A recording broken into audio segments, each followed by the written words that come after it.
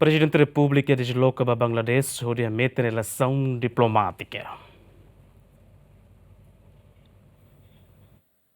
Prezidente Repúblika José Ramos Horta ho delegação saiu Sidili e a sábado loraitne hodi halo viagem para Singapura no continua para Bangladesh no dar visita ao estado histórico da hulu banação refere husi lorençano loresinhato lorençano loresinhitu hodi hametin relasaun diplomático.